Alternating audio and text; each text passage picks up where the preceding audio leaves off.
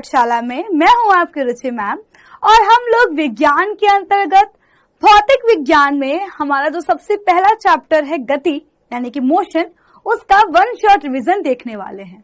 तो ये सबसे पहला चैप्टर है और बच्चों इस चैप्टर में बहुत कुछ सीखने को मिलता है। इस चैप्टर में ही आपके सारे बेसिक्स आ जाते हैं। तो हम लोग सारे के सारे टॉपिक्स देखेंगे, बहुत ही आसानी से कवर करेंगे। तो स्टार्ट करते हैं अपने इस ब्यूटीफुल से चैप्टर को और बहुत ही ब्यूटीफुली पढ़ेंगे। तो चलिए बच्चे स्टार्ट करते हैं अपने इस वन शॉट रिवीजन को। सारे कॉन्सेप्ट पढ़ने के लिए तैयार हो जाओ। तो अब इस चैप्टर में जो हमें टॉपिक्स पढ़ने हैं एक बार जरा उनके बारे में बात कर लेंगे। तो बच्चों हम इस चैप्टर में पढ़ेंगे सरल रेखीय गति को, है ना। साथ ही साथ हम देखेंगे एक समान और असमान गति क्या होती है, दिशा के साथ चाल देखेंगे, पहले तो चाल देखेंगे फिर दिशा के साथ चाल देखेंगे, वेग में परिवर्तन की दर यानी कि त्वरण देखेंगे और उसके प्रकार भी देखेंगे। साथ ही साथ गति का ग्राफीय निरूपण भी हम देखेंगे। तो बच्चों ये थे हमारे टॉपिक्स, ठीक है। तो चलिए एक एक करके शुरू करते हैं। तो सबसे पहले तो आखिरकार ये गति है क्या, ये आखिरकार मोशन है क्या। तो हमें एक डेफिनेशन सिखाई जाती है। तो बचपन से लेके अभी तक जब भी आपने अपनी बुक्स में गति के बारे में पढ़ा होगा तो वहां पे एक डेफिनेशन लिखी रहती है कि समय के साथ वस्तु की स्थिति में परिवर्तन गति कहलाती है। यानी कि अगर कोई वस्तु समय के साथ अपनी स्थिति बदल लेती है तो यानी कि उसने मोशन किया है। जैसे कि आप जब सुबह स्कूल जा रहे थे तो आपने अपनी हिस्ट्री की बुक को बेड के ऊपर रखा हुआ था, बट जब आप स्कूल से लौट के आए तो आपने देखा कि आपकी जो बुक थी वो तो दूसरे वाले कमरे में टेबल के ऊपर रखी थी। इसका मतलब कि टाइम के साथ क्या हुआ, बुक की पोजीशन में चेंज हुआ। तो क्या हमारी वस्तु ने गति करी? तो आप कहोगे हाँ मैम, इसका मतलब कि गति तो हुई है क्योंकि मैं तो अपनी बुक को बेड के ऊपर छोड़ गया था, बट मुझे तो अपनी बुक जो है टेबल के ऊपर मिली है। तो अब बच्चों ये डेफिनेशन हम लोग सीखते आ रहे हैं, पर क्या लगता है ये डेफिनेशन सही है या फिर क्या ये डेफिनेशन पर्याप्त है? तो बच्चों कोई भी वस्तु गति कर रही है या नहीं कर रही है, इस बात को हम सिर्फ और सिर्फ इसी बात से, इसी डेफिनेशन से नहीं बोल सकते हैं, है ना। अब हम लोग क्लास 9th में है तो अब हम लोगों को थोड़ा सा एडवांस पढ़ना होगा। समय के साथ वस्तु की स्थिति में परिवर्तन गति कहलाती है, बट ये बात पूरी नहीं है, ये बात अधूरी है। कैसे? अब अगर आप ध्यान से देखो तो अगर कोई भी मान लो, ये तो कोई बता देगा, जैसे कि मान लो आपके दादा दादी हैं, ठीक है, या फिर कोई छोटा बच्चा है, अब उससे कहो भाई कि हमने जो है टेबल के ऊपर किताबें रखी हुई हैं। अब वो कहेगा कि हाँ ठीक है, शाम को भी टेबल के ऊपर ही है, अगले दिन भी ये किताबें यहीं पर ही हैं, सारी चीजें यहीं पर ही हैं। तो अब आपसे पूछो तो क्या ये किताबें चल रही हैं? तो वो कहेगा कि नहीं, किताबें तो नहीं चल रही हैं, किताबें तो रुकी हुई हैं, है ना। अब आपने बाबा से पूछा कि बाबा हमारे घर के बगल में जो आम का पेड़ लगा हुआ है वो कितने सालों से लगा है? तो बाबा कहेंगे कि अरे भाई ये तो हमारे बाबा के जमाने से लगा हुआ है। तो आप क्या कहोगे कि अच्छा बाबा एक बाप तो पेड़ चल रहा है? तो आप बाबा कहेंगे बेटा बुढ़ापा हमें आया है, सठिया तुम क्यों रहे हो, है ना। जब ये पेड़ जो है बाबा के जमाने से जो है वहीं पर ही लगा हुआ है, हमारे घर के बगल में ही है, तो पेड़ चल कैसे रहा है ना। सही बात है, वहीं पर ही बाबा जो है तुम्हें जो है पागल घोषित करके और निकल जाएंगे, ठीक है। आप कहोगे मैम यही तो हम भी सोच रहे हैं, बाबा कैसे पागल हुआ? हमें तो लग रहा है कि मैडम जी आपका ही दिमाग कुछ खिसका हुआ है। अभी देखिएगा, पूरी कहानी सुनिएगा। अगर आप छोटे बच्चे से पूछो कि क्या ये लोग चल रहे हैं, तो कहेगा कि हाँ चल तो रहे हैं। क्या ये लोग चल रहे हैं? तो कहोगे हाँ चल तो रहे। ये लड़की दौड़ रही है? कहोगे हाँ लड़की तो चल रही है। पक्षी उड़ रहे हैं? बाबा कहेंगे हाँ भैया कबूतर तो उड़ रहे हैं, कबूतर तो चल रहे हैं। पर क्या ये कहानियां सच थी? क्या ये बातें सारी सच थी? क्या बाबा बिल्कुल सही है या फिर क्या छोटा बच्चा बिल्कुल सही है? बच्चों ये एक कहानी है, ये कहानी का सिर्फ और सिर्फ एक सिरा है।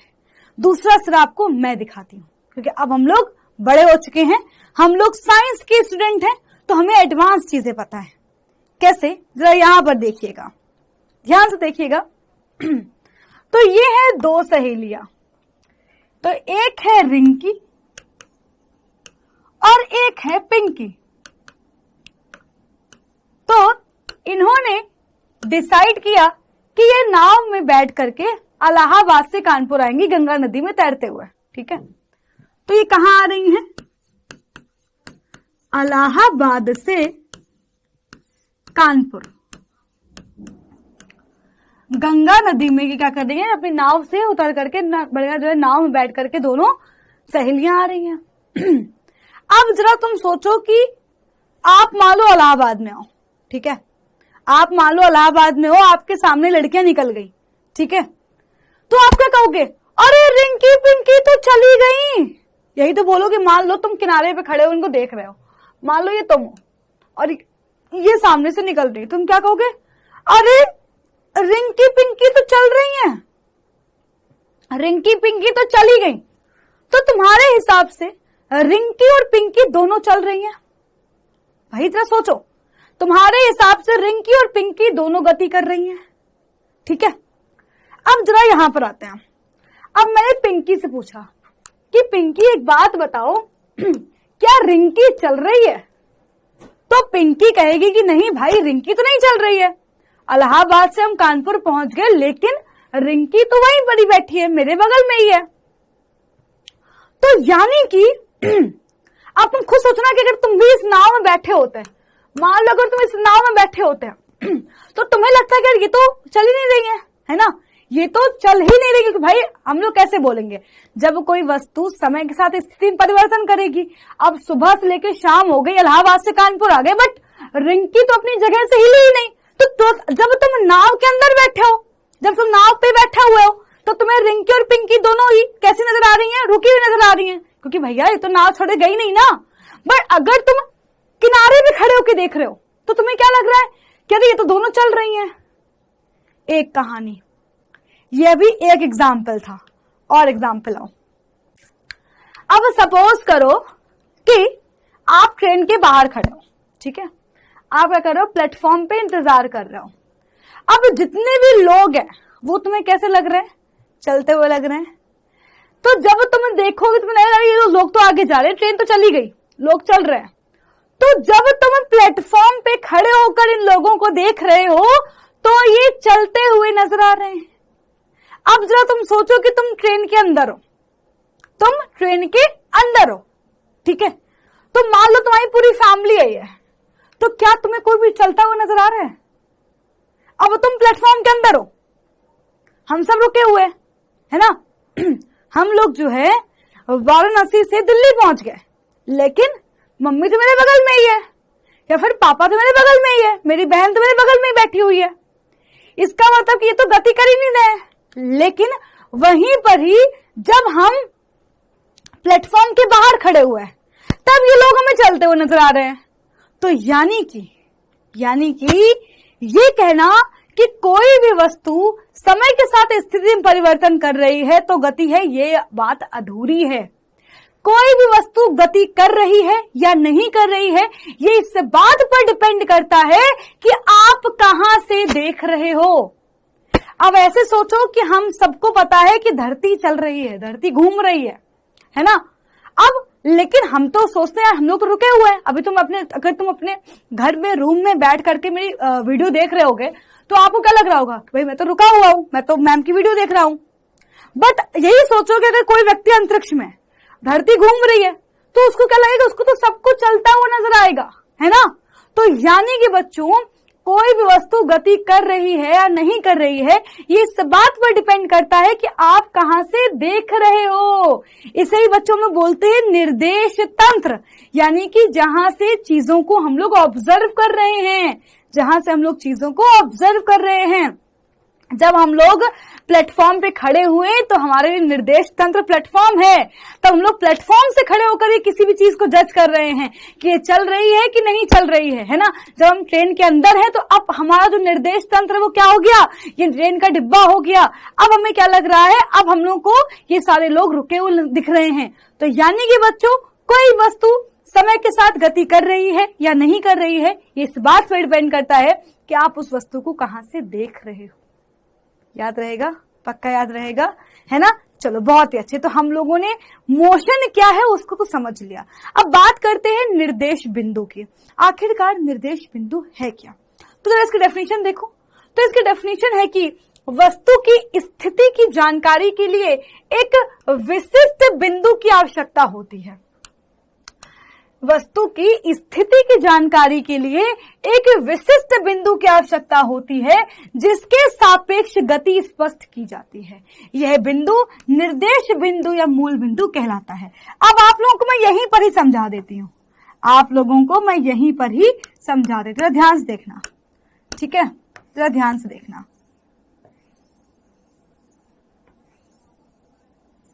ठीक है? केवल ऑब्जर्व करना, आप केवल आप ऑब्जर्व करना। तो निर्देश बिंदु की डेफिनेशन क्या है? वस्तु की स्थिति की जानकारी के लिए एक विशिष्ट बिंदु की आवश्यकता होती है जिसके सापेक्ष वस्तु की गति को हम लोग स्पष्ट करते हैं।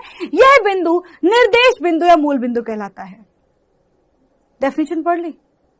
अब ये तो क्या मैंने गति करी?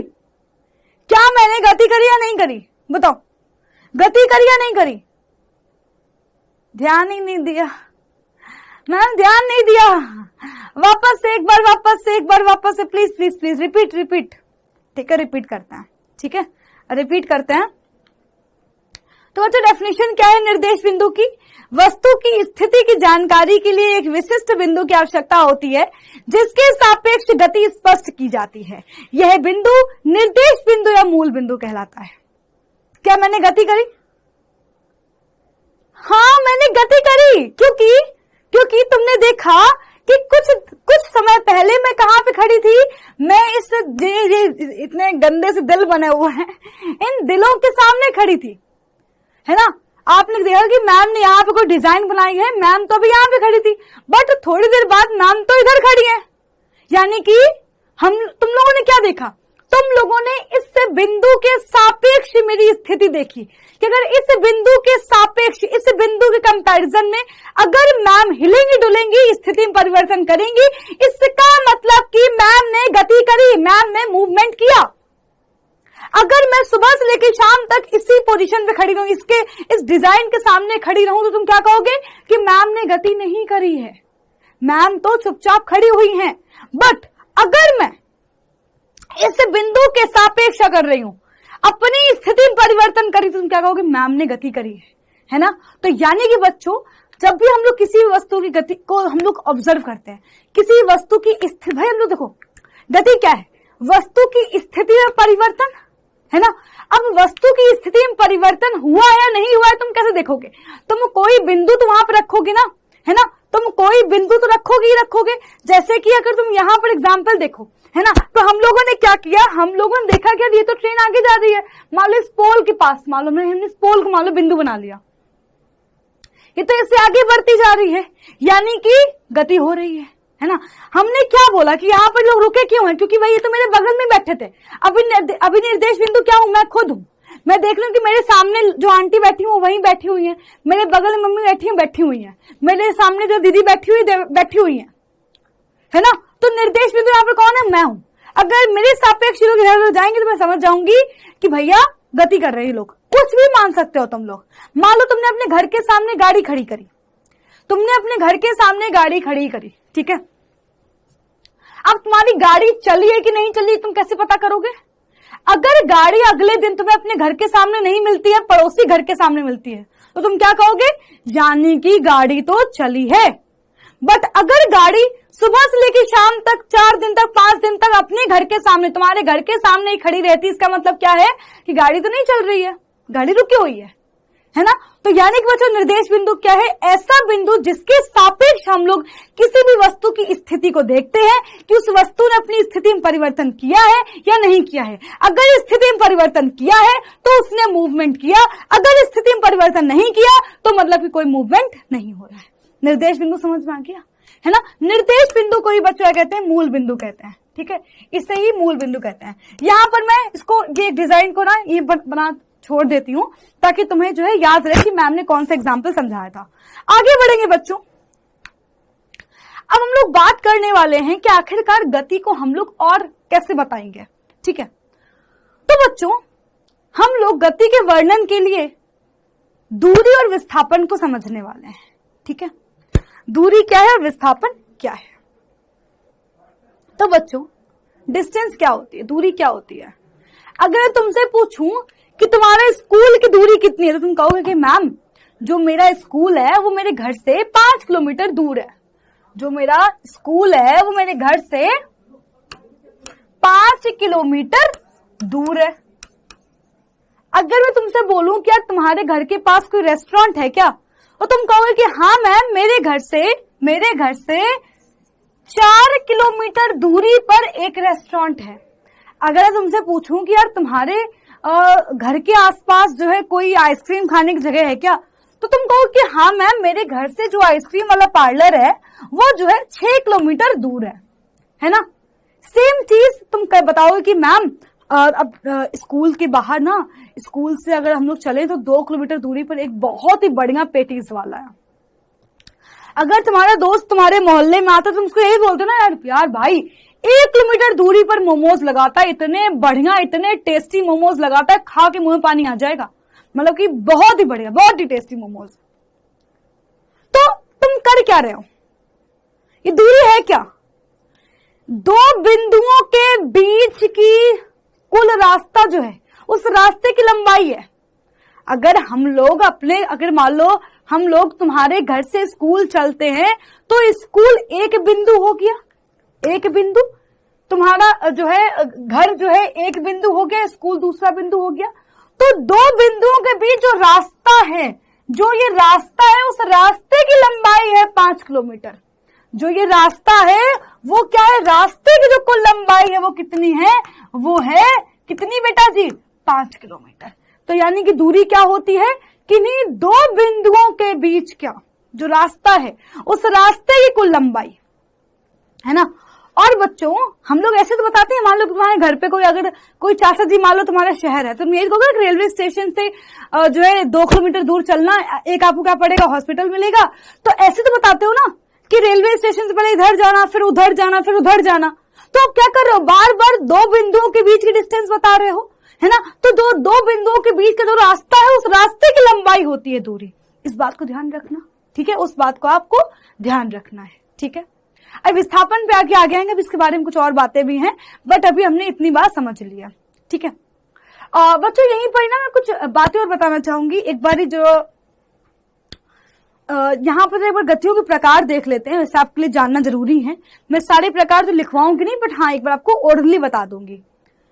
याद रखना कि जब भी कोई वस्तु बिल्कुल सीधे चल रही है, सीधी रेखा में गति कर रही है, तो जब भी कोई वस्तु सीधी रेखा में गति करती है, जब भी कोई वस्तु सीधी रेखा में गति करती है, तो बच्चों उसे हम क्या कहते हैं, उसे हम लोग कहते हैं सरल रेखीय गति। क्या कहते हैं, उसे हम लोग कहते हैं सरल रेखीय गति। अब मान लो कोई पार्क है, वो पार्क कैसा है, ऐसा है। तो अब बेटा जी हम लोग क्या करें भाई, पार्क में जो है सुबह सुबह टहल रहे हैं, तो कैसे टहलोगे, इसी में तो टहलोगे, है ना। तो अब अगर तुम ध्यान से देखो तो हम लोग कैसे चल रहे हैं बेटा, वृत्ताकार मार्ग में चल रहे हैं। तो जब कोई वस्तु वृत्ताकार मार्ग में गति करती है, जब कोई वस्तु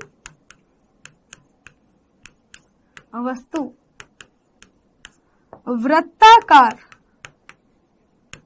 पथ में गति करती है, तो उसे हम लोग क्या कहते हैं बेटा, उसे हम लोग कहते हैं वृत्तीय गति। क्या कहते हैं, वृत्तीय गति। वृत्तीय गति का मतलब ये नहीं कि घूम गए अपनी जगह पे, ये नहीं होती वृत्तीय गति। वृत्तीय गति होती है कि हम क्या कर रहे हैं, एक सर्कुलर पाथ पर चल रहे हैं। एक कैसे चल रहे हैं, सर्कुलर पाथ पे, है ना। यानी कि हमारे पास एक जो रास्ता है वो कैसा है, वो गोल गोल रास्ता। जब हम गोल रास्ते पर चलेंगे तो वृत्तीय गति। ठीक है, अब बात करते हैं घूर्णन गति क्या होती है। घूर्णन गति, घूर्णन गति, मान लो कोई सिलेंडर है और बहुत भारी है, तो तुम क्या करोगे, उसको लुढ़का के लेके जाते हो। तो होता क्या, वो अपने अक्ष पर घूमते घूमते आगे बढ़ रहा है, कुछ ऐसे मान लो घूमते घूमते आगे बढ़ रहा है ना, घूमते घूमते आगे बढ़ रहा है। तो यानी कि जब कोई वस्तु अपने अक्ष पर घूमते घूमते आगे बढ़ रही है, तो जब कोई वस्तु जब कोई वस्तु अपने अक्ष पर घूमते हुए आगे बढ़ेगा या गति करेगा, तो वो क्या कहलाएगा बच्चों? घूर्णन गति कहलाएगी। एक और गति होती है, उसको हम लोग बोलते हैं दोलन गति। ठीक है, दोलन गति। दोलन गति मतलब कि झूला झूलना। जैसे मान लो पहले हम क्या करते हैं बेटा जी, पैर से मान लो हमने आगे की ओर धक्का दिया, तो हम क्या करेंगे, पहले हम आगे जाएंगे, फिर हम पीछे आएंगे, फिर मान लो तुमने क्या किया, फिर तुमने पीछे की ओर धक्का दिया, तो क्या होगा, पहले तुम पीछे जाओगे, फिर यहाँ पर आओगे, है ना। तो मतलब बार बार क्या करें हम लोग, एक जो है ना दोलन करें, यानी कि तुम समझो कि तुम पहले आगे गए, फिर तुम पीछे आए, आगे पीछे, आगे पीछे, बार बार क्या हो रहा है, हम लोग बार बार उस चीज को रिपीट कर रहे हैं, है ना। उसे क्या कहते हैं? दोलनी गति कहते हैं। ठीक है, चलो हमारे सिलेबस में या फिर जो हमारा कोर्स है उसमें हमें सिर्फ और सिर्फ इस गति के बारे में सारी चीजें पढ़नी है। इन सारी गतियों की मैंने कल डेफिनेशन बता दी है, ताकि अगर मान लो क्वेश्चन अगर आ जाए तो तुम्हें पता तो होना चाहिए एटलीस्ट। ठीक है, चलो आगे बढ़ेंगे, बात करते हैं दूरी की। ठीक है, तो समझेंगे सरल रेखीय गति के अंतर्गत, तो यानी कि जितनी भी हम लोग बातें करेंगे, चाहे वो दूरी हो, चाहे विस्थापन हो, कुछ भी हो, हम लोग सरल रेखीय गति के बारे में ही बात कर रहे होंगे। ठीक है, तो दूरी क्या होती है? दो बिंदुओं के बीच का जो रास्ता है, जो पथ है, उसकी लंबाई है ना, वो सब क्या कहेंगे? दूरी कहेंगे। विस्थापन बच्चों क्या होता है? तो विस्थापन होता है दो बिंदुओं के मध्य की न्यूनतम दूरी। इसको मैं समझा देती हूं कि आखिरकार विस्थापन का मतलब क्या है। अब मैं दूरी और विस्थापन में अंतर भी लिखवाऊंगी। ठीक है, तो ध्यान से देखो बच्चों। अब मान लो हमारी जो कार है वो रेसिंग के लिए गई हुई है, हमारी कार रेसिंग के लिए मान लो गई हुई है। अब कार ने यहां से चलना स्टार्ट किया। ठीक है, ये मान लो एंडिंग पॉइंट है। अब मान लो कि रोड ऐसे जा रही है। ठीक है, मान लो रोड ऐसे जा रही है। अब अगर रोड ऐसे जा रही है तो क्या होगा? हमारी कार ऐसे जाएगी, ऐसे जाएगी, ऐसे जाएगी और ऐसे घूमते हुए यहां तक जाएगी। ठीक है, ठीक। अब देखो, जरा ध्यान से देखो, अगर हम लोग देखें तो इस बिंदु से इस बिंदु तक पहुंचने का सबसे छोटा रास्ता कौन था? सबसे छोटा शॉर्टकट कौन था? सामने सामने। अगर मान लो तुम ऐसे ऐसे जाओगे, ऐसे गए या ऐसे गए, तुम कोई भी रास्ता देख लो, लेकिन सबसे छोटा रास्ता है वो यही है कि सीधे यहां से और यहां पर पहुंच गए। सबसे छोटा रास्ता ये क्या है? विस्थापन है। दो बिंदुओं के बीच की सबसे न्यूनतम दूरी, जो सबसे छोटा रास्ता है, वो क्या कहलाएगा? विस्थापन कहलाएगा। हमारी वस्तु ने जो कुल रास्ता तय किया है, जिस रास्ते से वो गई है, वो पूरा रास्ते की जो लंबाई है वो है दूरी। विस्थापन क्या है? दो बिंदुओं के बीच की सबसे न्यूनतम दूरी, सबसे छोटा रास्ता, सबसे छोटा रास्ता। अब ऐसे जरा एग्जाम्पल देखो तो तुम समझना मेरी बात को। भाई तुम्हारा छोटा भाई, मान लो सबको कोई ना कोई छोटा भाई तो होगा ही होगा, और अगर तुम छोटे हो गए तो तुम जिद्दी तो हो गई होगी। छोटे भाई बहन हमेशा जिद्दी करते हैं, हमेशा जिद करते हैं। ठीक है, तो जरा सोचो तुम पहले कि छोटा भाई है, अब वो सुबह सुबह बोल रहा है कि भैया मैं तो स्कूल नहीं जाऊंगा। तो पापा ने क्या करा? पापा ने उसको बहला फुसला करके बोला कि चलो ठीक है तुम चलो मेरे साथ। ठीक है, तो पापा ने क्या करा? पापा जो है उसको लेके गए, और पापा पहले गए कहां पर? पापा पहले गए रेस्टोरेंट। मान लो रेस्टोरेंट है 6 किलोमीटर दूर। तो पहले पापा ने क्या किया? पहले पापा जो है तुम्हारे भाई को लेकर के कहां गए? रेस्टोरेंट तक जाते हैं। वहां पर उन्होंने क्या खाया? बर्गर खिलाया कि भाई चलो ठीक है यार तुम बर्गर खा लो, यार तुम बर्गर खा लो, लेकिन भाई प्रभु तुम स्कूल चलो। अब तुम्हारा भाई कह रहा है कि नहीं पापा नहीं, बर्गर तो खिलाया है लेकिन छुट्टी में मैं घर तभी वापस जाऊंगा जब मुझे आइसक्रीम खिलाओगे। पापा ने कहा भाई ठीक है बेटा तू जो कहेगा मैं करूंगा, लेकिन तू स्कूल जा। ठीक है, चलो। तो अब क्या हुआ? तुम्हारे भाई पहले क्या हुआ? भैया घर से निकलता है, 6 किलोमीटर गया, बर्गर खाया उसने पापा के साथ। अब जो तुम्हारा रेस्टोरेंट था, उस रेस्टोरेंट से 4 किलोमीटर दूर था स्कूल। अब बर्गर खा के पहुंचे स्कूल। कहाँ पहुंचे? स्कूल पहुंचे। अब स्कूल में हो गई है छुट्टी। क्या हो गई है? स्कूल में हो गई छुट्टी। छुट्टी के बाद 5 किलोमीटर दूर पे क्या था? स्कूल से 5 किलोमीटर दूरी पर एक जो है आइसक्रीम वाला था, आइसक्रीम की दुकान थी। तो वहां पे गया, बोलता है भाई ने क्या किया? आइसक्रीम खाई। ठीक है। और उसके बाद जो है उस आइसक्रीम पार्लर से करीब 2 किलोमीटर दूर पड़ता है तुम्हारा घर। ठीक है। अब लौट के वो घर आ गया। अब अगर मैं तुमसे पूछूं कि ये बताओ कि तुम्हारे भाई ने कुल कितनी दूरी तय करी है, तो तुम क्या देखोगे कि वो जिस रास्ते पे गया है उससे पूरे रास्ते की लंबाई देखोगे ना। पहले वो 6 किलोमीटर दूर रेस्टोरेंट गया, उसके बाद फिर वो 4 किलोमीटर स्कूल गया, उसके बाद वो क्या हुआ? 5 किलोमीटर दूरी पर क्या भाई उसने आइसक्रीम खाने गया, फिर वो 2 किलोमीटर दूर, मतलब 2 किलोमीटर वहां से घर था। तो यानी कि उसने टोटल कितना ट्रैवल किया? 6, 4, 10, 5, 15, 2, 17 किलोमीटर। तो कुल तय की गई दूरी क्या होगी बच्चों? तो तय की गई दूरी है 17 किलोमीटर। दूरी क्या है? पूरा जो रास्ता तय किया है उस रास्ते की लंबाई है, उस पूरे रास्ते की लंबाई। अब अगर मैं पूछूं कि एक बात बताओ, विस्थापन कितना हुआ? मैं पूछूं कि अगर विस्थापन कितना हुआ है, तो बच्चों इस केस में विस्थापन क्या होगा?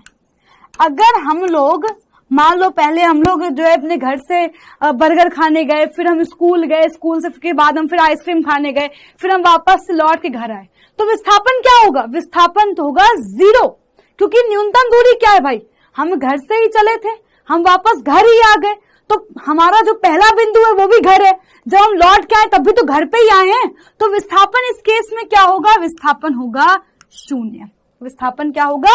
0 होगा। क्या ये बात सबको समझ में आ गई? ठीक है, बहुत ही बढ़िया।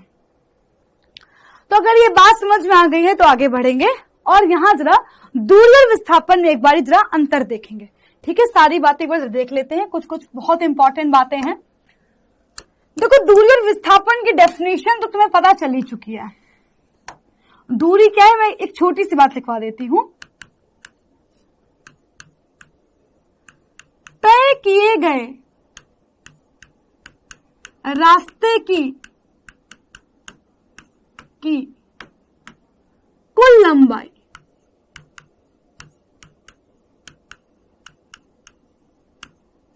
बच्चों विस्थापन क्या है? सबसे न्यूनतम दूरी।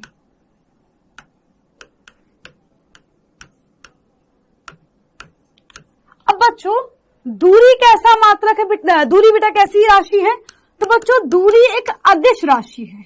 दूरी अदिश राशि है। अदिश क्यों है? क्योंकि हम लोगों ने ये नहीं देखा, हम लोगों ने ये जानने की कोशिश ही नहीं करी कि जो हमारा घर है, हमारे घर से किस दिशा में जो है रेस्टोरेंट है। हमने सिर्फ और सिर्फ ये देखा कि हमारे घर से 6 किलोमीटर दूर है बर्गर वाले की दुकान, हमारे स्कूल से 1 किलोमीटर दूर है मोमोज वाले की दुकान। ठीक है, तो यानी कि हम दिशा के बारे में बात कर ही नहीं रहे, हम लोग सिर्फ और सिर्फ परिमाण देख रहे हैं, वैल्यू देख रहे हैं। याद रहेगा, दूरी क्या है? अदिश राशि है। बेटा विस्थापन क्या है? सदिश राशि है। अब ऐसा क्यों? सदिश मतलब क्या है? परिमाण भी है और दिशा भी है। ऐसा किस लिए? क्योंकि तुम्हें पता है कि अगर तुम इस यहां से यहां इस दिशा में जाओगे तभी तुम्हें सबसे छोटा रास्ता मिलेगा, सबसे छोटी दूरी मिलेगी। अगर तुम ऐसे गए है ना, या अगर मान लो तुम ऐसे गए तो क्या होगा? इस दिशा में जाओगे तो रास्ता लंबा पड़ेगा। सबसे छोटा रास्ता एक ही होता है। आप देखोगे ना पिक्चर में दिखाते हैं भाई जंगल से होकर सबसे छोटा रास्ता है, तो वो सबसे छोटा रास्ता एक ही होता है। और जब वो निश्चित दिशा में जाओ, किसी एक ही दिशा में तो जाओगे ना, ऐसा थोड़ी तुम कहीं भी किसी भी डायरेक्शन में चले गए, नहीं, एक उसमें दिशा चाहिए होती है, यानी कि दिशा की जरूरत है हमें, है ना। एक ही दिशा में उसी की दिशा में, उस पर्टिकुलर दिशा में जाने पर ही हमें छोटा रास्ता मिलेगा। तो हम क्या बोलेंगे? विस्थापन क्या है बेटा? विस्थापन एक सदिश राशि है। दूरी का एसआई मात्रक मीटर होता है। याद रखना, विस्थापन का भी एसआई मात्रक मीटर होता है। दूरी कभी शून्य नहीं हो सकती, दूरी कभी शून्य नहीं हो सकती।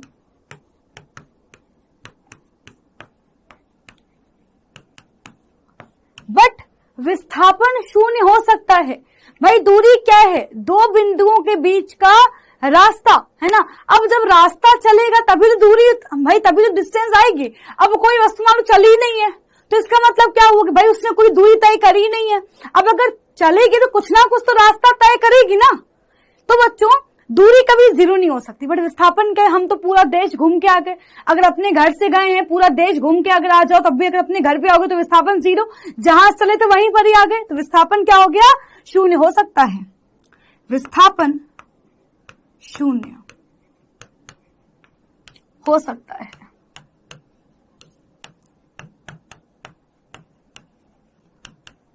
बच्चों ये तो बहुत ही बेसिक बातें थी, है ना। यहाँ पर मुझे एक कॉन्सेप्ट आपको और सिखाना है दूरी और विस्थापन में। वो कॉन्सेप्ट बच्चों क्या है? तो वो ये कॉन्सेप्ट ये है कि मान लो कभी हमारी वस्तु ने कुछ इस तरह से दूरी तय करी कि जब हम लोग उसकी दूरी और विस्थापन तय करेंगे तो क्या हुआ, अगर मान लो कभी समकोण त्रिभुज बनता हुआ दिखा, ठीक है। मान लो ऐसा अपने से क्वेश्चन पढ़ोगी, पहले वस्तु गई पूर्व की तरफ, फिर वो जो है 3 मीटर पश्चिम की ओर गई, तो दूरी तो निकालना आसान है। जब तुम दूरी निकालोगे तो तुम सीधे बोल दो कि भाई जो है पहले 4 मीटर गया पूर्व में, फिर 3 मीटर गया पश्चिम में, तो तुमने सीधे कहा भाई सॉरी मान लो उत्तर गया, ठीक है। मान लो 4 मीटर गया पूर्व में, 3 मीटर गया उत्तर में, तो तुम कहोगे मैम ये तो बहुत आसान है, दूरी क्या होगी? सीधे 4 + 3 करके 7 मीटर आ गई। पर अगर तुम्हें विस्थापन निकालना होगा तो विस्थापन कैसे निकालोगे? देखो इन दो बिंदु, इस पेड़ से लेकर के इस घर का जो सबसे छोटा रास्ता है वो क्या है? सीधे सीधे चले जाओ, सबसे निम्नतम दूरी यही है। लेकिन अब ये निम्नतम दूरी 5 मीटर आई कैसे? अब ऐसे केस में हम लोग विस्थापन कैसे ज्ञात करेंगे? तो बच्चों ऐसे केस में विस्थापन ज्ञात करने के लिए हम लोग क्या करते हैं? पाइथागोरस प्रमेय लगाते हैं। क्या करते हैं बच्चों? पाइथागोरस प्रमेय लगाते हैं। बेटा पाइथागोरस प्रमेय क्या कहती है? तो वो कहती है कर्ण का होल स्क्वायर बराबर लंब का होल स्क्वायर प्लस आधार का होल स्क्वायर। बेटा कर्ण क्या है? कर्ण बेटा यही विस्थापन ही तुम्हें ज्ञात करना है ना। इसका नाम दे दो, मान लो ये है ए, ये है बी और ये है सी। तो बच्चों विस्थापन क्या होगा? विस्थापन क्या होगा? एसी। विस्थापन है एसी, विस्थापन है एसी, और यही बेटा क्या है? यही कर्ण है। सबसे लंबी भुजा कर्ण कहलाती है बेटा। ये जो ए बी है ये क्या है? आधार है समकोण त्रिभुज का। तो ए बी क्या है? आधार है। और बच्चों ये बीसी क्या है? तो ये बीसी है लंब, ठीक है। तो इसको हम लोग ऐसे लिख सकते हैं कि AC का स्क्वायर बराबर AB का स्क्वायर प्लस BC का स्क्वायर। हमें AC ज्ञात करना है तो AC का स्क्वायर बराबर क्या होगा? AB कितना है? तो बेटा AB की वैल्यू है 4, 4 का स्क्वायर प्लस BC बेटा कितना है? 3 का स्क्वायर। तो क्या होगा?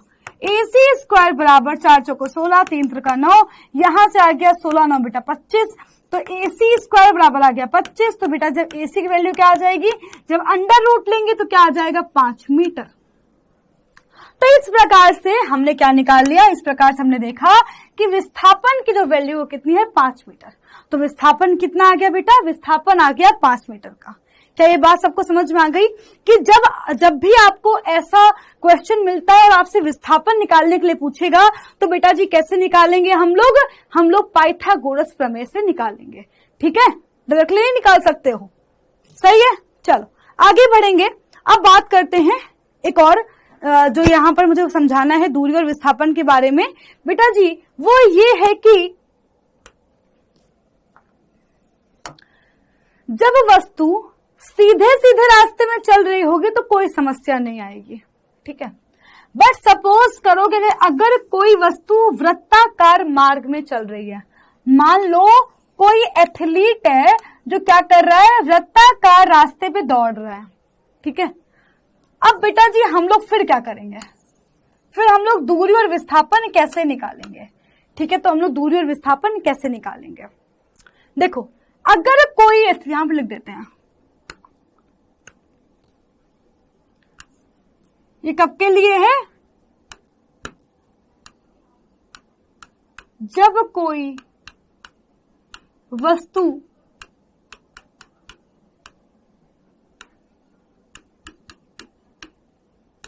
वृत्तीय गति कर रही होगी, उस केस में दूरी और विस्थापन क्या होगा। बेटा दूरी क्या होती है, तो इस एथलीट के द्वारा तय किया कुल रास्ता, मान लो एक चक्कर लगाना है, ठीक है। हम लोग एक चक्कर में देख रहे हैं, ठीक है, एक चक्कर के लिए बात करेंगे। दूरी और विस्थापन दोनों एक चक्कर के लिए बात करेंगे। तो एक पूरा चक्कर कब लगेगा, जब मान लो इसने यहां से दौड़ना स्टार्ट किया, तो जब यहां से मान लो उसने दौड़ना स्टार्ट किया, जब यहां पर वापस आ जाएगा तभी क्या होगा, पूरा एक चक्कर होगा, एक कंप्लीट चक्कर होगा। तो एक चक्कर में तय की गई दूरी क्या होगी, भाई आप कहोगे मैम इसने जो ये पूरा रास्ता तय किया है, इस पूरे रास्ते की जो लंबाई है वही दूरी है। अब बच्चों जरा ध्यान से देखो, तो क्या हम लोग ये नहीं कह सकते कि ये वृत्त की परिधि पर दौड़ रहा है, तो क्या हम ये नहीं कह सकते कि वृत्त की परिधि पर दौड़ रहा है। तो बेटा जी इस प्रकार से जब कोई व्यक्ति क्या करेगा, वृत्तीय गति में चलेगा, तब हम लोग क्या देखेंगे, एक चक्कर में जो तय की गई दूरी है, तय की गई जो दूरी है बेटा वो किसके बराबर होगी, वृत्त की परिधि के बराबर, है ना भाई। इसे लोग बेटा क्या बोलते हैं, वृत्त की परिधि तो बोलते हैं। और बच्चों वृत्त की परिधि क्या होती है, तो ये होती है 2 पाई आर, 2 पाई आर, सही है। आपको त्रिज्या दी हुई होगी, पाई की वैल्यू हमें पता है 22/7 होती है। तो जब भी कोई वस्तु, जब भी कोई व्यक्ति एक वृत्ताकार मार्ग में चल रहा होगा, तब उसके द्वारा तय की गई बेटा दूरी कैसे निकालेंगे हम लोग, वृत्त की परिधि, है ना, के बराबर होगी, और वो होती है 2 पाई आर। अब बच्चों मान लो कोई वस्तु, मान लो ये एथलीट जो है एक चक्कर में एक चक्कर लगाता है और तुमसे विस्थापन पूछ ले कि बताओ विस्थापन क्या होगा। तो बच्चों विस्थापन किसके, भाई देखो क्या होगा विस्थापन, जब वो इस बिंदु से चलना स्टार्ट करेगा, जब वो लौट के वापस इसी बिंदु पर आएगा, तब बेटा क्या होगा, एक चक्कर लगेगा, ठीक है। अब तय की गई दूरी तो 2 पाई आर के बराबर है, बट जरा तुम सोचो विस्थापन क्या होगा, विस्थापन क्या होगा, विस्थापन तो 0 होगा, 0 होगा। क्यों, क्योंकि भाई इसने जहां से चलना शुरू किया था वहीं पर ही आ गया। अगर ये एथलीट जो है दौड़ते दौड़ते दौड़ते दौड़ते 10, 15, 20, 25, 100 चक्कर भी लगा ले, बट हर बार विस्थापन क्या होगा, विस्थापन 0 ही होगा। क्या ये बात याद रहेगी, पक्का याद रहेगी। आगे बढ़ते हैं बच्चों, अब देखते हैं एक समान गति और असमान गति क्या होती है, ठीक है। तो बच्चों एक समान गति की परिभाषा क्या है, एक समान गति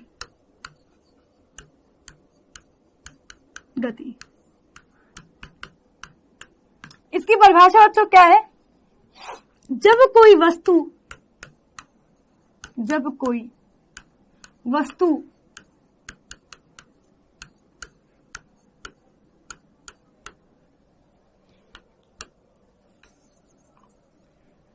कोई वस्तु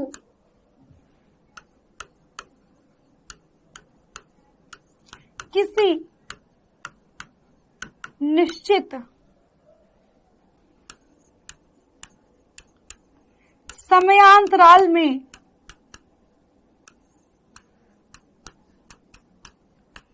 समान दूरी तय करे,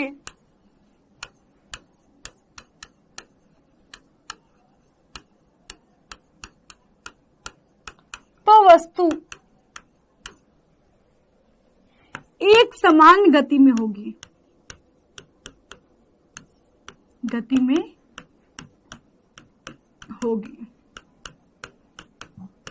असमान गति क्या है,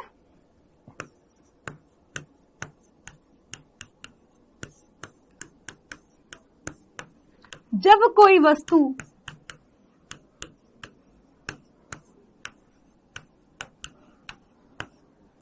किसी निश्चित समयांतराल में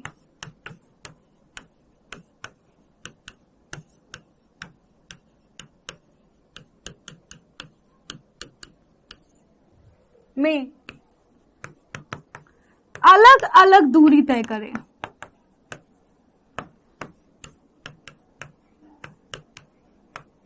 तो क्या होगा, वो असमान गति कर रहा होगा।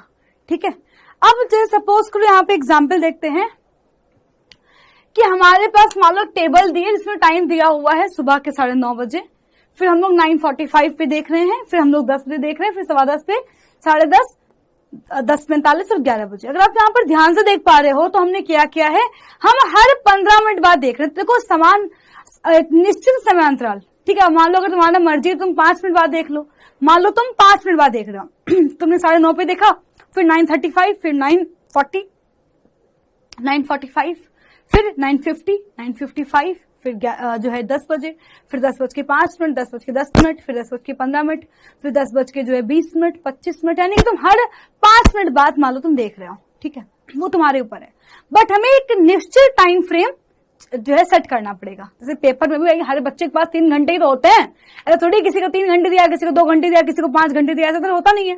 तो निश्चित समयांतराल में मान लो देख रहे हैं, हमने क्या किया, 15 मिनट का टाइम फिक्स कर दिया। ठीक है, तो हम लोगों ने टाइम फिक्स कर दिया है 15 मिनट। अब हम लोग देख रहे हैं, मान लो वस्तु कोई ए है, कोई वस्तु है ए।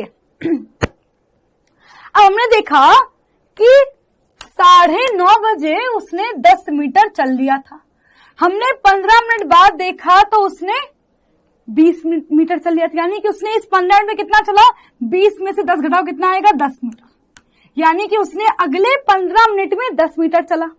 हमने फिर अगले 15 मिनट में देखा तो उसने क्या किया, हमने अगले 15 मिनट में देखा तो उसने वापस से 10 मीटर चला हुआ था, हमने अगले 15 मिनट बाद देखा तो उसने फिर से 10 मीटर ही चला हुआ था।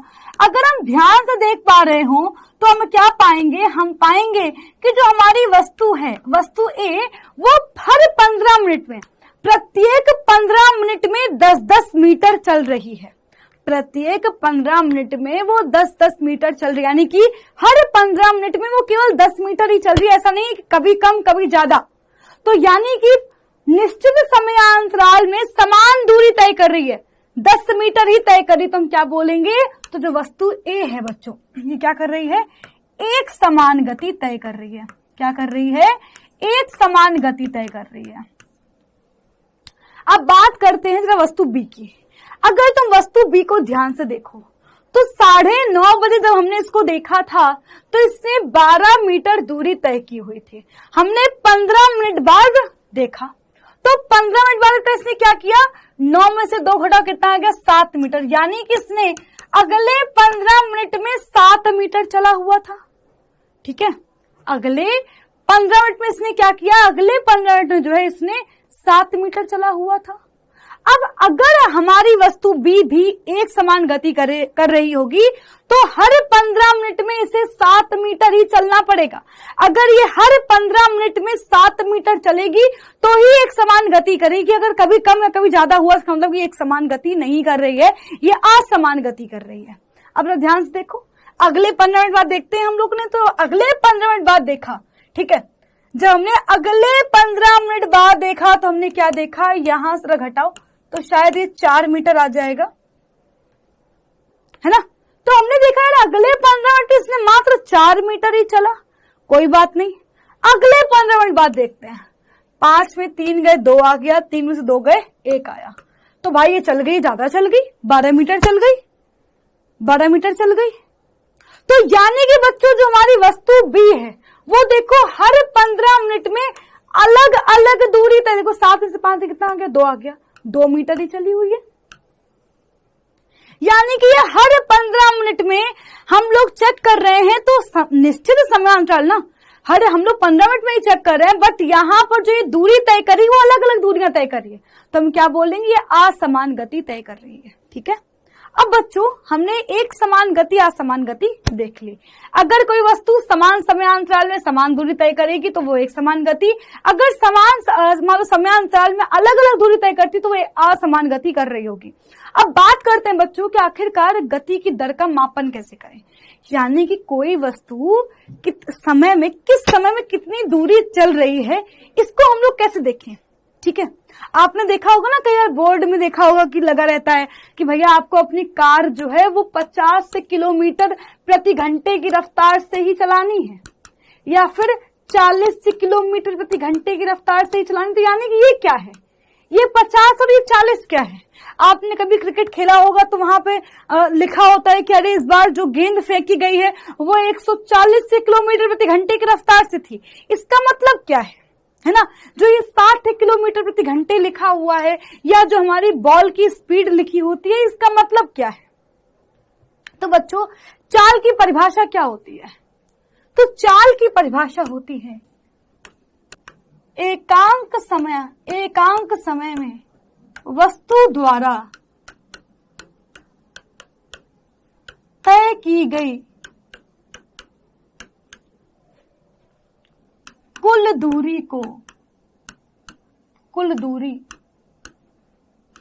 क्या कहलाएगी, वस्तु की चाल कहलाती है।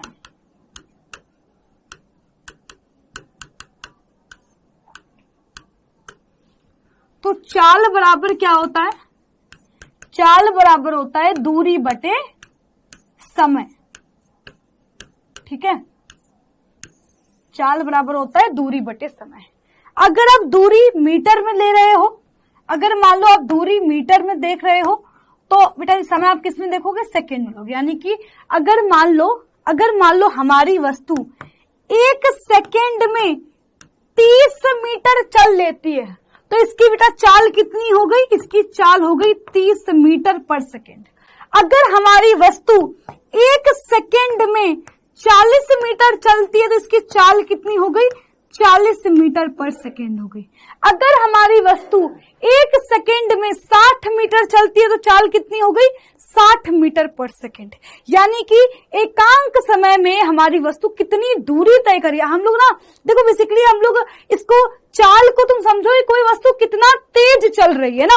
जैसे कि आप कभी अगर स्कूल से घर जल्दी आ गए, मतलब आप बाइक लेके गए थे और आप स्कूल से घर जल्दी आ गए तो पापा पूछते भैया तुम कितनी तेजी से आए हो, कि एकदम से इतना उड़ के आए हो क्या, तो तुम कहोगे नहीं पापा हम तो 60 की स्पीड से आए हैं, है ना। तो यानी कि बच्चों चाल हमें क्या बताती है, कोई वस्तु कितना तेज चल रही है ना। अब अगर तुम्हें बताना हो कि इनमें से कौन तेज चला, तुम कहोगे मैम 40 वाला तेज चल रहा है क्योंकि ये 1 सेकंड में 40 मीटर दूरी तय कर लेता है। अब बच्चों यदि हम लोग दूरी को किलोमीटर में देखें और समय को किस में लें, घंटे में लें, किस में ले लें, घंटे में, तो बच्चों फिर हमारी चाल किस में होगी बेटा, फिर हमारी चाल होगी किलोमीटर प्रति घंटे में, है ना। तो बेटा जी एसआई मात्रक क्या होगा, एसआई मात्रक होता है मीटर पर सेकंड। एसआई मात्रक होता है मीटर पर सेकंड। पर जब हमारी वस्तु हम लोग किलोमीटर में देख रहे हो कि भाई इसने दूरी किलोमीटर में कितनी तय करी है और समय जब घंटे में ले रहे हो तब उसकी चाल हम लोग किस में मापेंगे, किलोमीटर प्रति घंटे में मापेंगे। ठीक है, अब बच्चों सपोज करो कि आप मान लो 1 घंटे में, सपोज करो आप 1 घंटे में 60 किलोमीटर की दूरी तय करते हो। इसका मतलब क्या हुआ, इसका मतलब ये हुआ कि आपकी जो स्पीड है वो कितनी है, 60 किलोमीटर प्रति घंटे है। रफ्तार कितनी है, 60 किलोमीटर प्रति घंटे है। ठीक है, अगर आप 1 घंटे में 80 किलोमीटर तय कर लो, इसका मतलब क्या हुआ, आपकी रफ्तार कितनी है, 80 किलोमीटर प्रति घंटे है। समझ में आ रही है बात, क्या ये बात समझ में आ रही है। तो बच्चों चाल क्या है, चाल किसी वस्तु के लिए ये बताती है कि वो कितना तेज चल रही है। बच्चों एक और इम्पोर्टेंट बात है कि हम लोग, आपने देखो ना कि हमारी गाड़ी में एक मीटर लगा रहता है ना, और बेटा जी वो जो मीटर उसमें हमें दिखता रहता है कि हमारी स्पीड कितनी है ना। 60 किलोमीटर की रफ्तार है, फिर 80 किलोमीटर, फिर 100 किलोमीटर की रफ्तार है, कितनी रफ्तार है। तो बच्चों उसको बेटा जी हम लोग बोलते हैं स्पीडोमीटर। तो स्पीडोमीटर बेटा क्या बताता है, स्पीडोमीटर किसी भी वस्तु की उस टाइम पर, है ना, उस समय पर क्या बताएगा? चाल बताएगा, उस समय पर स्पीड बताएगा कि भाई कितना तेज चल रही है हमारी गाड़ी, कितना तेज चल रही है। ठीक है, एक और इंपॉर्टेंट बात बच्चों बता दूं आपको यहाँ पर, किसी वस्तु के द्वारा जो तय की गई दूरी है, तो दूरी को मापने के लिए, दूरी को मापने वाला यंत्र बेटा कौन है? तो दूरी को मापने वाला यंत्र होता है ओडोमीटर। कौन होता है? ओडोमीटर। ओडोमीटर किसी भी वस्तु के द्वारा तय की गई दूरी को मापेगा। स्पीडोमीटर क्या करेगा? किसी वस्तु के द्वारा जो उस टाइम पर इसकी स्पीड है वो बता देगा। ठीक है, अब बच्चों बात करते हैं औसत चाल की। ठीक है, अब आप मान लो सपोज करो कि जब अपने घर से निकलते हो, तो बेटा जी अक्सर ऐसा होता है कि जब हम लोग गली में, जब अपने घर से निकलते हैं गली में तक हमारी चाल कुछ और होती है ना। इसके बाद जब रोड मान लो खाली मिल गई तो हमारी चाल कुछ और होती है। मान लो कहीं भीड़ लगी हुई है तो हमारी चाल, मान लो मार्केट सब गुजर रहे हो तो आपकी चाल कुछ और होती है। और मान लो फिर आपको रोड खाली मिल गई तो आप एकदम से भगा देते हो गाड़ी को। तो यानी कि बेटा जी क्या हो रही है, हमारी जो हम कह सकते हैं जो दूरी हम लोग तय कर रहे हैं, है ना भाई, चाल क्या होती है और कुछ नहीं बल्कि एकांक समय में वस्तु द्वारा तय की गई दूरी। तो बच्चों जो ये हमारी तय की गई दूरी है बेटा जी वो क्या हो रही है? बदल रही है ना। कभी ऐसा हो रहा है कि भाई हम 5 मिनट में बहुत ज्यादा दूरी तय कर ले रहे हैं, कभी ऐसा हो रहा है कि 5 मिनट में बहुत ही कम चल पा रहे हैं क्योंकि भाई भीड़ ज्यादा थी, रोड पे बहुत लोग चल रहे थे, भीड़ बहुत ज्यादा थी। तो बेटा जी अब औसत चाल हम कैसे निकालेंगे, यानी कि हमारी जो एक एवरेज स्पीड थी वो कैसे निकालेंगे? तो बच्चों औसत चाल का फॉर्मूला होता है औसत चाल बराबर वस्तु द्वारा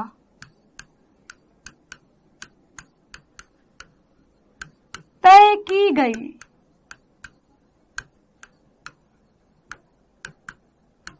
कुल दूरी बटे इस दूरी को तय करने में जो हमें टोटल टाइम लगा है बटे कुल समय। तो कुल दूरी बटे कुल समय बेटा जी क्या कहलाएगी? किसी वस्तु की औसत चाल कहलाएगी, है ना। तो कुल दूरी बटे कुल समय। ठीक है, तो कुल दूरी मान लो यहाँ पर ऐसे लिख लो, है ना, कुल दूरी को ऐसे ही लिख लो, कुल दूरी बटे कुल समय।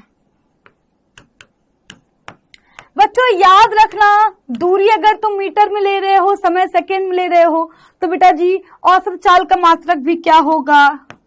इसका भी SI मात्रक मीटर पर सेकेंड ही होगा। और अगर मान लो तुम बेटा जी दूरी ले रहे हो किलोमीटर में, समय ले रहे हो घंटे में, तो बेटा जी औसत चाल का फॉर्मूला मात्रक क्या हो जाएगा?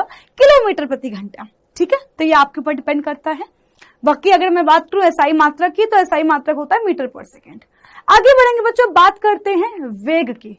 अच्छा, यहाँ पर आपने अगर कभी ध्यान दिया हो तो मैंने चाल में कहीं पर भी दिशा के बारे में बात नहीं करी। मैंने कभी आपसे ये नहीं पूछा कि तुम 1 सेकेंड में जो 30 मीटर चल रहे हो वो किस दिशा में चल रहे हो, मैंने तुमसे पूछा? नहीं पूछा। पापा ने केवल तुमसे ये पूछा कि भाई आज तू घर जल्दी आ गया है, तू तो बोला कि पापा ये स्कूल से निकला हूं, बट तुम तो तुरंत ही आ गए हो, 2 मिनट में आ गए तुम घर। तो तुम कितना तेज आए हो भैया, गाड़ी की स्पीड कितनी, गाड़ी उड़ा के आए हो क्या? तो तुमने कहा कि पापा अरे बस मैं 60 की स्पीड से आया हूं यार, 60 किलोमीटर प्रति घंटे की रफ्तार से आया हूं। क्या तुमने कहीं पर भी दिशा का जिक्र किया कि नहीं पापा हम तो उत्तर की दिशा में आए 80 किलोमीटर की स्पीड में, फिर हमने दक्षिण की दिशा में 60 की स्पीड कर दी थी? ऐसा कहीं किया तुमने? बोला? नहीं बोला। यानी कि बच्चों जो चाल है वो क्या है? एक अदिश राशि है। देखो यहीं पर एक इंपॉर्टेंट बात आ गई हमारे सामने, यहीं पे लिखवा देती हूं, है ना।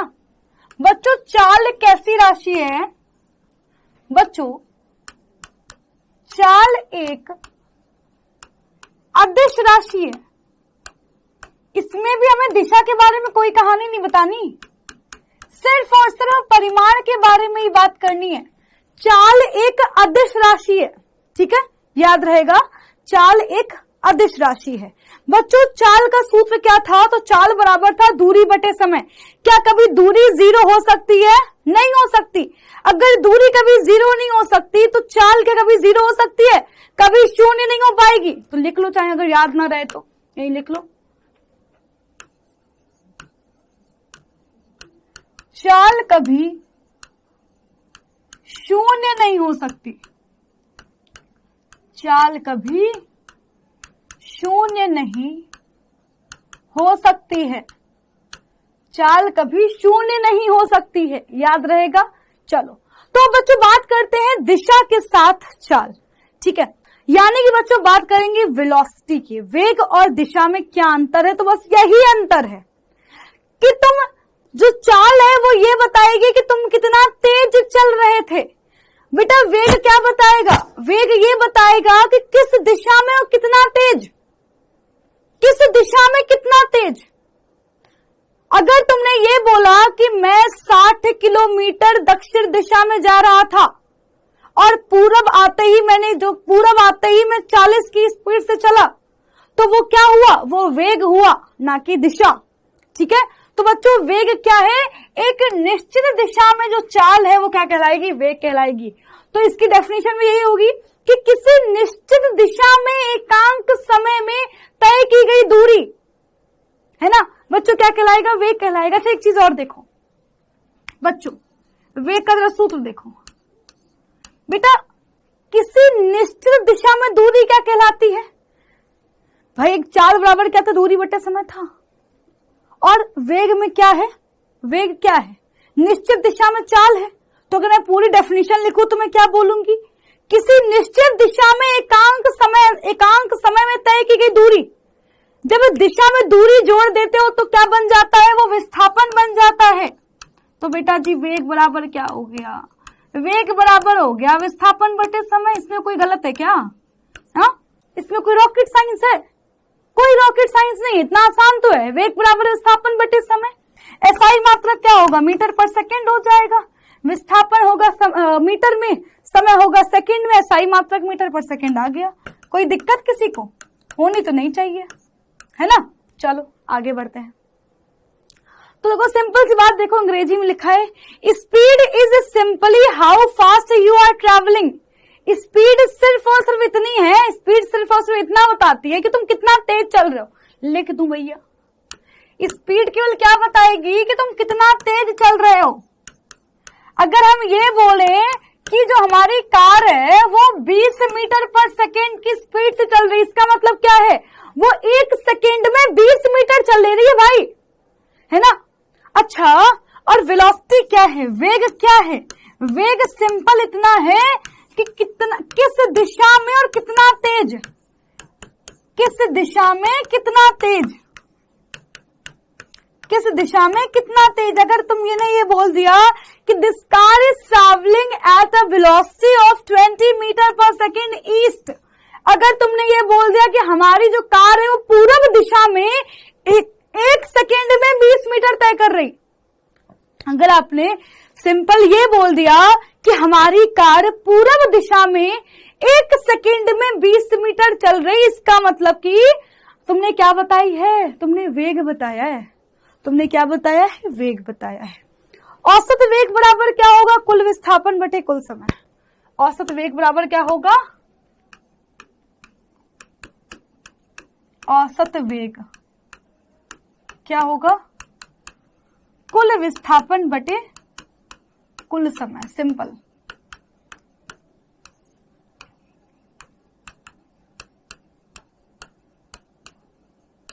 एक इंपॉर्टेंट बात बताना चाहूंगी वेग के बारे में। तुमने एक चीज तो नोटिस कर ली है कि जो वेग है वो दिशा और परिमाण दोनों पर ही निर्भर कर रहा।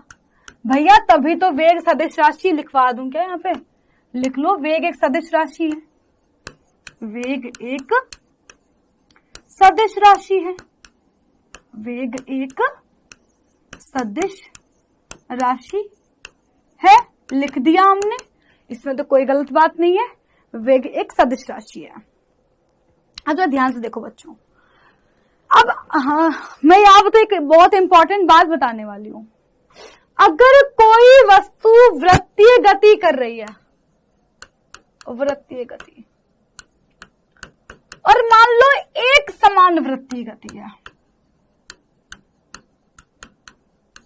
एक समान वृत्तीय गति का मतलब क्या है, एक समान वृत्तीय गति का मतलब क्या है, मान लो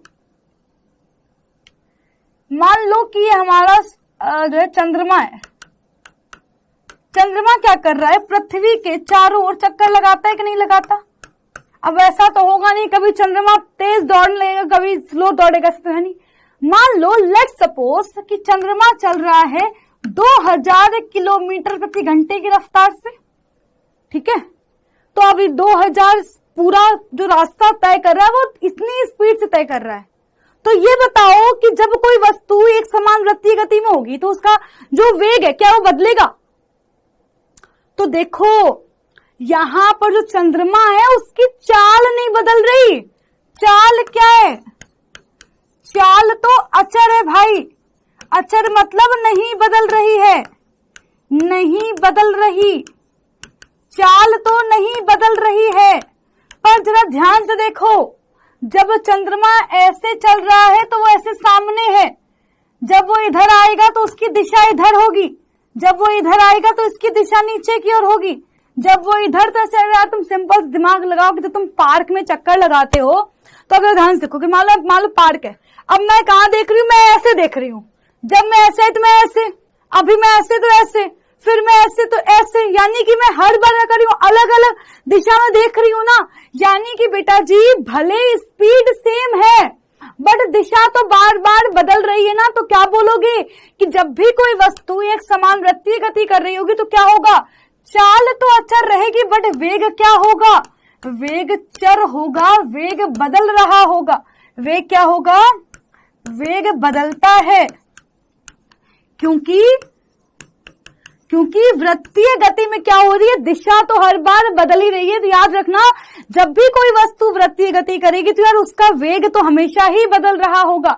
तो क्या बोलेंगे, क्योंकि दिशा बदल रही है, क्योंकि दिशा बदल रही है इसलिए हम क्या बोलेंगे, उसका वेग भी बदल रहा है। समझ में आ गया। चलो अब बात करते हैं त्वरण की। आखिरकार त्वरण क्या होता है, उसके लिए हम लोग छोटी सी कहानी लेंगे। इस बार कहानी है दो दोस्त की, लड़के दोस्त हैं। एक का नाम है बंटी और एक का नाम है बबली। बंटी और बबली। अब बंटी और बबली बहुत ही अच्छे दोस्त थे, ठीक है। दिन भर वीडियो गेम खेलते थे और शाम को मस्त सो जाते थे। अब जब रिजल्ट आया तो पता चला कि बंटी के नंबर तो कितने थे, 100 में से 30 थे, लेकिन बबली के नंबर कितने थे, 100 में से 90। एग्जाम हुआ तो एग्जाम के बाद बंटी के नंबर आए 30, बबली के नंबर आए 90। बबली के नंबर जब 90 आए तो बंटी ने कहा धोखा, सरासर तूने धोखा दिया है मुझे, दोस्ती में धोखा, तूने जो है विश्वासघात किया है, तूने तो विश्वासघात किया है। भाई अगर तेरे 40 नंबर होते मुझे तब भी दर्द नहीं होता। भाई मेरे नंबर 30 है और तेरे नंबर 90, जमीन आसमान का फर्क। तू तो टॉपर, मैं बिल्कुल लूजर, ये तो दोस्ती में धोखा हो गया। बंटी गुस्सा बिल्कुल जो है ना सर पे कि भाई यार मम्मी पापा जो है क्या, तुमने इनको क्या जवाब दूंगा, दिन भर मैं तेरे साथ खेलता हूँ, तेरे नंबर 90 है मेरे नंबर 30 है, मतलब तू बहुत होशियार है मैं बिल्कुल गधा। हाँ विश्वासघात करेगा तू। अब भैया जो बंटी था उसने दिन भर पढ़ना स्टार्ट किया। बंटी ने कहा अब तो बिल्कुल जो है ना मैं टॉप करके रहूंगा, कुछ भी हो जाए। अब हुआ क्या कि जब पेपर हुआ तो बंटी ने बहुत मेहनत करी थी, तो पेपर जब हुआ तो बंटी के नंबर कितने आ गए, बंटी के नंबर तो अब आ गए 80। लेकिन बबली फुल कॉन्फिडेंस में, बबली ने कहा कि पहले मैं बंटी के संगत में था, दिन भर गेम भी खेलता था, उसके बाद भी 90 नंबर ले आता था। अब तो मैं उसके साथ खेलता भी नहीं, अब तो मेरे नंबर आ ही जाएंगे। बट हुआ ये कि चूंकि पढ़ाई की कमी थी, ओवर कॉन्फिडेंस था, तो बंटी जो बबली था उसके नंबर इस बार कितने आए, उसके नंबर आए मात्र और मात्र 35, ओनली 35। तो अब अगर आपने यहां पर ध्यान दिया हो तो बंटी के नंबर क्या हुए, बंटी के नंबर 30 से 80 हो गए, 30 से 80 हो गए। बबली के नंबर 90 से 35 हो गए, है ना।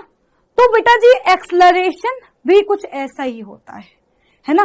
तो एक्सलरेशन क्या है, एक्सलरेशन है समय के साथ वेग में परिवर्तन। ध्यान से देखना, ध्यान से देखो, इस वीडियो को ध्यान से देखो। तो अगर तुम नोटिस कर पा रहे हो तो ये शेर है वहां एकदम से बिल्कुल स्लो आ रहा था, लेकिन जैसे ही मोर के पास आता वैसे एकदम से उसने झपट्टा मारा। यानी कि एकदम से हुआ क्या, समय के साथ वेग में परिवर्तन को देख पा रहे हो। भैया एक बात बताओ, जब तुम्हें रोड खाली मिलती है तुम क्या करते हो, गाड़ी को भगा देते हो। जब रोड मान लो बहुत भरी होती है तो क्या करते हो भाई, तुम्हारा जो वेग है वो अलग होता है। तो अगर तुमने कभी नोटिस किया हो तो जब तुम घर से निकलते हो तो स्पीड कुछ और होती है, रोड पे पहुंचते हो तो कुछ और। तो यानी कि समय के साथ वेग में परिवर्तन, या फिर इसे ही हम लोग क्या कहते हैं, इसे ही हम लोग कहते हैं वेग में परिवर्तन की दर। वेग में परिवर्तन की दर क्या कहलाएगा, त्वरण कहलाता है। डेफिनेशन क्या लिखेंगे कि समय के साथ वेग में परिवर्तन, वेग में परिवर्तन क्या कहलाएगा, त्वरण कहलाता है। तो इसका फॉर्मूला होता है, एक्सेलरेशन को बेटा हम लोग पहले यहां पे हिंदी में लिख देना, फिर इसके बाद सिंबल लिखूंगी। तो त्वरण बराबर होता है अंतिम वेग माइनस प्रारंभिक वेग बटे समय। अंतिम वेग माइनस प्रारंभिक वेग बटे समय। तो बेटा जी क्या होगा, एक्सेलरेशन बराबर क्या हो जाएगा, अंतिम वेग v, प्रारंभिक वेग u और समय t। a बराबर v minus u upon t। a बराबर v minus u upon t। ये क्या होगा बेटा जी आपका त्वरण। अंतिम वेग को v से दर्शाते हैं, प्रारंभिक वेग को u से और समय को t से दर्शाते हैं। ठीक है बेटा जी, याद रखना कि जब समय के साथ वेग, मैं छोटी सी बात लिखवाऊंगी है ना, इसको नोट कर लो। जब समय के साथ वेग बढ़ता है, समय के साथ वेग बढ़ता है तो क्या होगा बेटा जी, धनात्मक त्वरण। धनात्मक त्वरण। जब समय के साथ वेग घटता है, के साथ वेग घटता है, मान लो आपने ब्रेक लगाया, तो जब समय के साथ वेग बेटा घटेगा तो उसे हम क्या कहेंगे, उसे हम लोग कहते हैं ऋणात्मक त्वरण या कहते हैं मंदन। ऋणात्मक त्वरण या इसे ही हम लोग क्या कहेंगे, इसे हम लोग कहते हैं मंदन। क्या कहेंगे, मंदन कहेंगे। ठीक है, तो याद रखना। अब बात करते हैं एक समान और असमान त्वरण की। ठीक है, अब बच्चों सपोज करो कि भैया कोई गाड़ी वाला है, वो उसको बिल्कुल रोड खाली मिल गई। ठीक, मालूम जो है बिल्कुल रेगिस्तान साइड जा रहा है, वहां पे क्या बिल्कुल रोड खाली है। ठीक है, अब सपोज करो कि वो चल रहा था, मान लो वो चल रहा था 40 किलोमीटर प्रति घंटे की रफ्तार से। उसने क्या किया, उसने जो है 2 मिनट बाद क्या किया, स्पीड बढ़ा ली कितनी, 50 किलोमीटर प्रति घंटे। क्या हुआ, अगले 2 मिनट बाद उसने क्या किया, स्पीड बढ़ा ली 60 किलोमीटर प्रति घंटे। अगले 2 मिनट बाद उसने क्या किया, स्पीड बढ़ा ली, कितनी कर ली, 70 किलोमीटर प्रति घंटे। अगले 2 मिनट बाद उसने क्या किया, स्पीड बढ़ा ली 80 किलोमीटर प्रति घंटे। तो बच्चों यहाँ पर अगर आप ध्यान से देख पा रहे हो तो निश्चित समय अंतराल में हर बार बेटा जी क्या हो रहा है, 10 से ही स्पीड चेंज हो रही है ना। निश्चित समय अंतराल में निश्चित रूप से वेग बदल रहा है, हर बार 10 से ही वेग बदल रहा। ठीक है, तो यहाँ पर क्या है, यहाँ पर है बच्चों एक समान त्वरण। बेटा अमूमन हमें ये एक समान त्वरण देखने को मिलता नहीं है, क्योंकि आपने देखा होगा ना कि हम लोग नॉर्मल लाइफ में कहाँ पे एक समान त्वरण मिलता है। कभी गाड़ी एकदम से भाग जाती है, कभी एकदम से स्लो हो जाती है ना। जैसे मान लो तुम ऑटो में बैठे हो, दिखाते हैं असमान त्वरण के बारे में। मान लो तुम ऑटो में बैठे, रोड एकदम खाली थी, ऑटो वाले भैया एकदम भगा रहे हैं फुल स्पीड। मान लो ऑटो वाले ऑटो वाले चल रहे हैं 80 किलोमीटर प्रति घंटे की रफ्तार से, है ना। सामने से क्या हुआ भैया, बच्चे आने लगे। अब बच्चे रोड क्रॉस कर रहे हैं तो क्या होगा, एकदम से वो जो अपना जो ब्रेक लगाएगा, है ना, 80 से मान लो एकदम से उसने क्या कर दिया, 0 पे ले आया। अब मान लो फिर उसे रोड खाली मिली, जब उसे वापस से रोड खाली मिली तब क्या होगा, मान लो उसने वापस से इस बार स्पीड बढ़ाई, 60 किलोमीटर प्रति घंटे की रफ्तार हो गई खाली रोड पे, खाली रोड है। अब वापस से हुआ क्या, वापस हुआ ये कि जाम लग गया। अब क्या होगा, कभी ये 10 से चल रहा है, कभी 20 से चल रहा है भाई, कभी सड़क में गड्ढा आ गया, कभी हमारे गाड़ी के सामने कोई सांड आ गया, कभी कोई गाड़ी के सामने कोई जो कुत्ता आ गया, है ना। अपने इंडिया में तो यही होता है, कभी कुत्ता आता है, कभी सांड आता है, कभी गैया आ जाती है ना, कहीं बकरी निकल आती है, कभी गधा जा रहा होता है, तो कभी जो है जाम लग जाता है, ट्रैफिक जाम लग गया। तो अब हो क्या रहा है बच्चों, तो हम लोग देखते हैं हमारी जो गाड़ी है, जो हमारी वस्तु है, उसमें क्या हो रहा है। अगर हम लोग हर 2 मिनट में देखें तो हमारी स्पीड कभी एकदम से हवाई जहाज में, कभी एकदम से जो है कछुआ बन गए हम लोग, है ना, तो कभी एकदम से बिल्कुल जो है नॉर्मल स्पीड में जा रहे हैं। तो यानी क्या हो रहा है बेटा, निश्चित समय अंतराल में अनिश्चित रूप से, निश्चित समय अंतराल में अलग अलग रूप से ना, कभी एकदम से गाड़ी की स्पीड बढ़ी, कभी एकदम से घट गई। तो बच्चों क्या होता है, जब निश्चित समय अंतराल में अनिश्चित रूप से वेग बदलता है,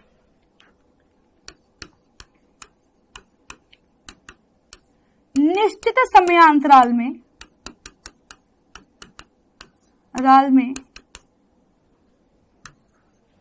निश्चित रूप से वेग बदलता है, तो क्या होगा, निश्चित रूप से वेग बदलता है, तब बच्चों क्या होगा, एक समान त्वरण। क्या होगा बच्चों, एक समान त्वरण।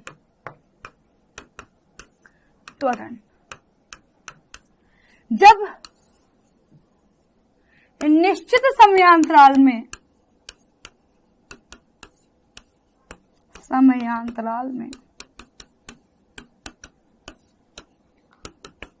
अनिश्चित रूप से वेग बदलता है, अनिश्चित रूप से वेग बदलता है, तो क्या हो जाएगा, उसे बोलेंगे असमान त्वरण। क्या बोलेंगे बच्चा, असमान त्वरण बोलेंगे। ठीक है, अपने सिलेबस में इसके बारे में कुछ है नहीं, अपने सिलेबस में एक समान त्वरण ही है। ठीक है, हम हमारे सिलेबस में क्या है, हमारे सिलेबस में एक समान त्वरण है। ठीक है, कि हम लोग देखेंगे हमारी जो वस्तु क्या कर रही होगी, वो एक समान रूप से त्वरित हो रही होगी। ठीक है, ये हमारे सिलेबस में, ठीक है, ये हमारे सिलेबस में नहीं है, ये हमारे सिलेबस में है। ठीक, चलो हम लोग बात करेंगे ग्राफ की। सीधे आते हैं दूरी समय ग्राफ, वेग समय ग्राफ पर। याद रखना, दूरी समय ग्राफ क्या बताएगा, तो बच्चों दूरी समय ग्राफ से हम लोग किसी वस्तु की चाल निकाल सकते हैं। ऑब्वियस सी बात है, चाल बराबर होता है दूरी बटे समय। तो बेटा जी हम लोग दूरी समय ग्राफ से चाल ही तो निकालेंगे, ऑब्वियस सी बात है, ये तो बहुत ही सिंपल सा है। अब बच्चों दूरी समय ग्राफ जो है ना, वो हमें जो है 2 लोगों के लिए देखने के लिए मिलेगा। जब वस्तु एक समान गति कर रही हो, एक समान बेटा गति का मतलब क्या है, निश्चित समय में निश्चित दूरी तय कर रही हो। ठीक है, मान लो हर जो है 2 सेकंड में 4 मीटर चल रही। ठीक है, तो ऐसे सपोज करो, ये मान लो हो गया समय, मान लो समय हम लोग ले रहे हैं सेकंड में, और दूरी किस में ले रहे हैं, मान लो दूरी ले रहे हैं मीटर में। ठीक है, अब मान लिया हमने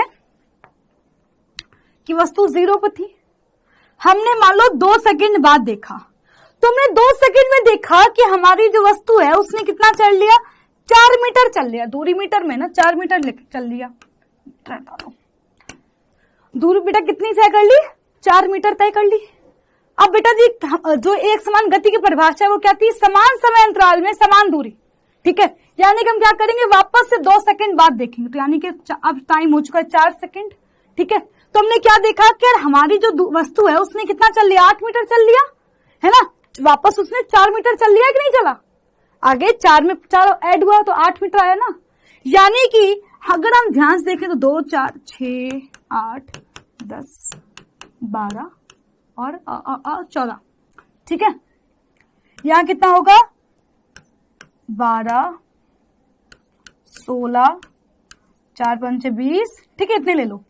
तो यानी अगर हम ध्यान से देख पा रहे हैं तो क्या हो रहा है, हर दो सेकंड हम देखें तो हर 2 सेकंड में हमारी वस्तु कितना चल रही है, हमारी वस्तु 4 मीटर की दूरी तय कर रही है, ठीक है।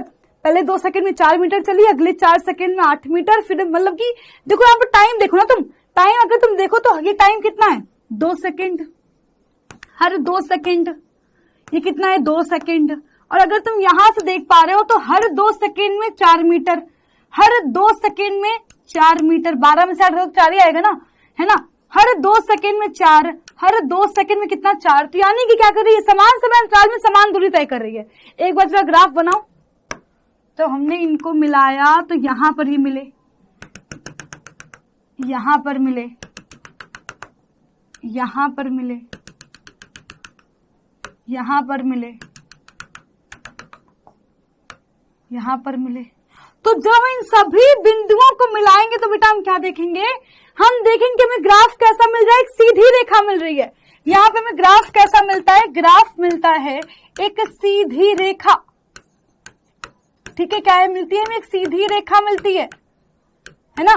तो याद रखना है एक समान गति के लिए जब हम ग्राफ बनाएंगे, दूरी समय ग्राफ बनाएंगे तो हमें कैसा ग्राफ मिलेगा, एक सीधी रेखा मिलेगी, ठीक है। कैसे मिलेगी, एक सीधी रेखा मिलेगी, याद रहेगा बेटा। दूरी समय ग्राफ से हम लोग क्या निकालते हैं, चाल निकालते हैं, ठीक है। क्या निकालते हैं, चाल निकालते हैं। अगर मान लो किन्हीं 2 बिंदुओं के बीच अगर तुम्हें चाल निकालनी हो, ठीक है, अगर तुम्हें किन्हीं 2 मान लो किसी बिंदु तो मान लो चाल निकालनी हो, मान लो तुम्हें देखना हो कि यहां से यहां तक चाल कितनी, तो चाल बराबर कैसे निकालोगे, तो बेटा जी चाल बराबर, एक फॉर्मूला यहां लिखवा देती हूँ, तो चाल बराबर हो जाएगा, मान लो ये यहां पे देखनी, मान लो चाल देखनी है, तो चाल बराबर क्या होता है, S2 माइनस S1 बटे T2 माइनस T1। यानी कि जब तुम यहां पर पहुंचे तो तुमने कितनी दूरी तय कर ली है, तो हमने 12 मीटर दूरी तय कर ली है। प्रारंभिक बिंदु पर दूरी कितनी थी, 8 मीटर थी। यहां पर तुम पहुंच, समय कितना था, समय था 6। यहां पे क्या होगा, समय कितना है 4, तो यहां पे कितना आ गया, 12 में से 8 कितना आ जाएगा, 4 आया, 6 में 4 2, 2 दूनी 4, यानी कि बच्चों चाल बराबर कितना आ गया, चाल बराबर आ गया 2 मीटर पर सेकंड। तो हमने निकाल लिया ना चाल। तो अगर कभी भी किन्हीं 2 बिंदुओं के बीच का चाल निकालना हो तो कैसे निकालोगे, S2 माइनस S1 बटे T2 माइनस T1। S2 क्या है, अंतिम बिंदु पर कितनी दूरी तय करी, S1 क्या है, प्रारंभिक बिंदु पर कितनी दूरी तय करी है, फिर T2 क्या है, अंतिम बिंदु पर कितनी समय कितना लगा, और T1 क्या है, प्रारंभिक बिंदु पर समय कितना था। चाल बराबर आ गया 2 मीटर पर सेकंड। अगर तुम निकालोगे तो हर एक बिंदु के लिए 2 मीटर पर सेकंड ही आएगा, क्योंकि भाई चाल, भाई देखो ना, हमारी वस्तु समान समय अंतराल में समान दूरी तय करी, मतलब क्या होगा, जब वस्तु एक समान गति करेगी तो बेटा जी चाल क्या होगी, एक समान चाल ही तो होगी, है ना। तो याद रखना कि चाल क्या है, चाल हम लोग याद कर लेंगे दूरी समय ग्राफ से। एक समान गति जब वस्तु कर रही होगी तो उसकी चाल भी क्या होगी, एक समान चाल से चल रही होगी। आ जाओ फटाफट से। अब मान लो वस्तु तय कर रही है असमान गति, क्या कर रही है, वस्तु असमान गति तय कर रही है, मान लो, ठीक है। तो सपोज करो कि ये है समय, मान लो समय लिया हमने सेकंड में और दूरी ले ली है मीटर में, मान लो 0। मान लो हम लोग क्या कर रहे हैं, हर 2 सेकंड बाद ही देख रहे हैं, 2 सेकंड, 2 दूनी 4 6 8 10 12, ठीक है। तो हमने देखा कि जो पहला 2 सेकंड था उससे पहले 2 सेकंड में इसने 4 मीटर दूरी तय कर ली। हमने देखा अगले 2 सेकंड में इसने भैया दूरी तय कर ली है, मान लो 4 8 मान लो 10 मीटर कर ली। यानी कि हमने मान लो इसने कितनी, मान 10 मीटर कितना 6 मीटर, यानी कि इसने अगले 2 सेकंड में इसने 6 मीटर दूरी तय कर ली। इसने अगले 2 सेकंड में इसने 6 मीटर, देखो ना 10 में 4 कितना आएगा, 6 मीटर आएगा। यानी कि इसने अगले 2 सेकंड में इसने क्या किया, अगले 2 सेकंड में 6 मीटर दूरी तय कर ली। हमने फिर 2 सेकंड बाद देखा तो हमने क्या देखा, अगले 2 सेकंड में इसने भैया तय कर लिया मान लो 18 मीटर, यानी कि इसने अगले 2 सेकंड मान लो इसने 8 मीटर दूरी तय कर ली। क्या कर लिया, अगले 2 सेकंड में इसने 8 मीटर जो है दूरी तय कर ली है। क्या ये बात सबको समझ में आ रही है? क्या ये बात सबको समझ, जल्दी बताओ, क्या ये बात सबको समझ में आ रही है? पक्का समझ में आ रही है? ध्यान से देखो। अब मान लो इसने फिर क्या किया, मान लो इसने फिर मान लो और दूरी तय कर ली है ना।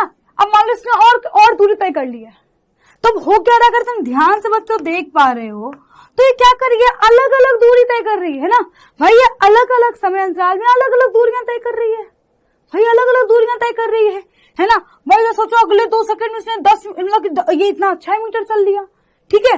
मान लो अगले 2 सेकंड से मान लो कहां चले, मान लो 6 मीटर चल लिया। अगर हम लोग ग्राफ पेपर में हम लोग ग्राफ बनाएंगे ना, तो हम लोग ग्राफ कैसा मिलेगा, ये एक वक्र रेखा मिलेगा। जब हम लोग ग्राफ प्लॉट करेंगे ना, तो हम लोग ग्राफ में यहाँ पर देखेंगे कि यहाँ पर जो हमें बिंदु जो हम बनाएंगे, जब हम ग्राफ पेपर को प्लॉट करेंगे तो हमें कैसा मिलेगा, ये एक वक्र रेखा मिलेगा। तो याद रखना, असमान गति के लिए जो ग्राफ होता है वो कैसा होता है, वक्र रेखा होता है। कैसा होता है बच्चों, वक्र रेखा होगा, ठीक है, याद रहेगी बात। एक और बात, मान लो वस्तु रुकी हुई है, मान लो वस्तु विरामावस्था में है। अगर वस्तु विरामावस्था में है, तब दूरी समय ग्राफ क्या होगा। अगर वस्तु विरामावस्था में है तब दूरी समय ग्राफ क्या होगा, ठीक है। मान लो ये है समय है सेकेंड में, और ये दूरी 2, 4, 6, 8, 10।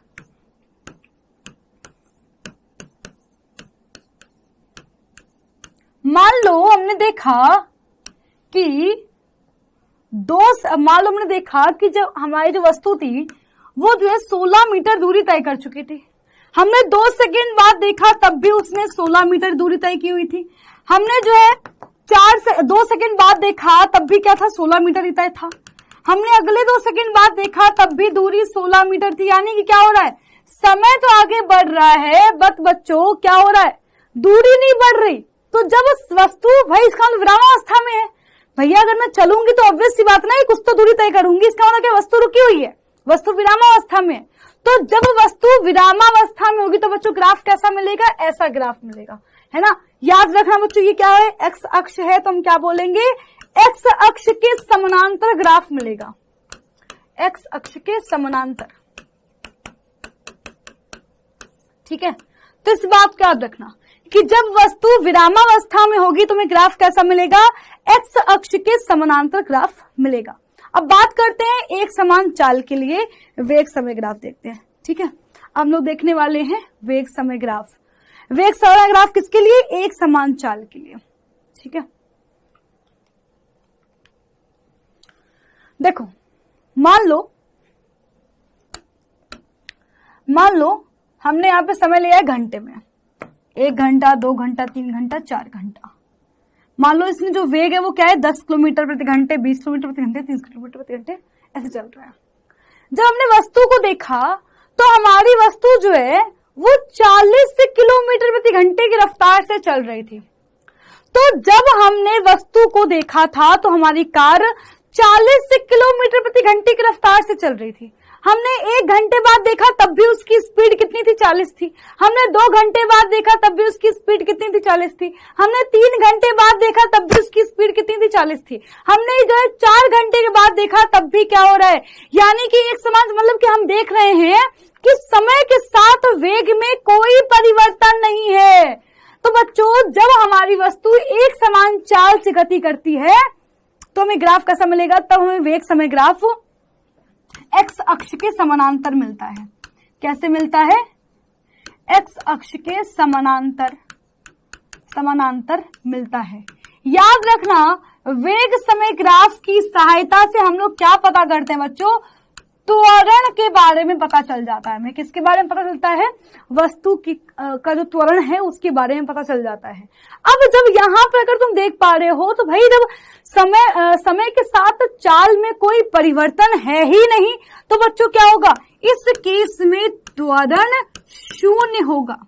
त्वरण क्या होगा, शून्य होगा। बच्चों एक और इंपॉर्टेंट बात, वेग समय ग्राफ से बच्चों हम लोग क्या करते हैं, वेग समय ग्राफ से हम लोग किसी वस्तु के द्वारा तय की गई दूरी भी निकाल सकते हैं, है ना। तो किसी भी वस्तु की जो दूरी है बेटा कैसे निकालेंगे, इस जो ये ग्राफ बन रहा है, इस ग्राफ का जो ये क्षेत्रफल है, अगर तुम इसकी वैल्यू निकालोगे तो यही क्या है, इस वस्तु के द्वारा तय किया गया विस्थापन या दूरी है। तो याद रखना, इसको लिख देती हूं कि किसी वस्तु के वेग समय ग्राफ का क्षेत्रफल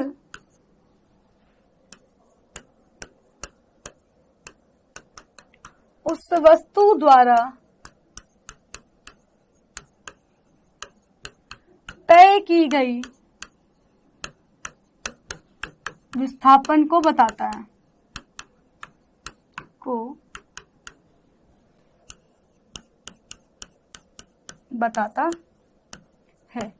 क्या ये बात याद रहेगी, सबको याद रहेगी।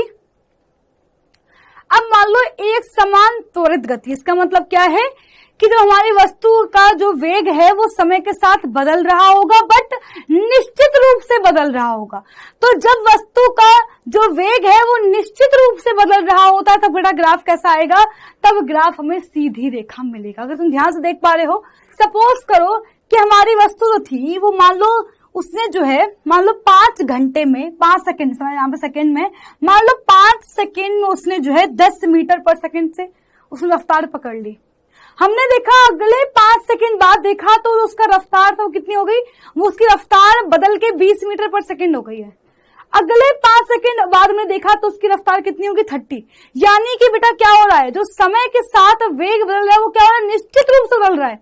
तो निश्चित समय अंतराल में निश्चित रूप से वेग बदल रहा है। तो एक समान त्वरित गति के लिए वेग समय ग्राफ क्या होगा, कुछ इस प्रकार से होगा, ठीक है, सीधी रेखा। और याद रखना ये ग्राफ कैसे जा रहा है, ऊपर जा रहा है। अब मान लो सपोज करो, मान लो एक समान मंदित गति हो, तो एक समान मंदित गति, इसका मतलब क्या है, मान लो जो हमारी वस्तु है उसका वेग जो है समय के साथ घट रहा है, ठीक है, और मान लो उसका जो वेग है वो निश्चित रूप से घट रहा है। पहले मान लो कि वो 80 की स्पीड चल रही थी, ठीक है, वेग मीटर पर सेकेंड में मान लो है, समय मान लो सेकेंड में है।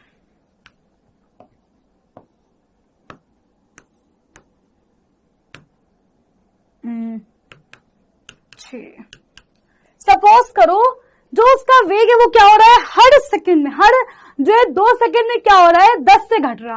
भाई हमने क्या देखा कि भाई 2 सेकंड में क्या हुआ, उसका वेग जो है 70 हो गया।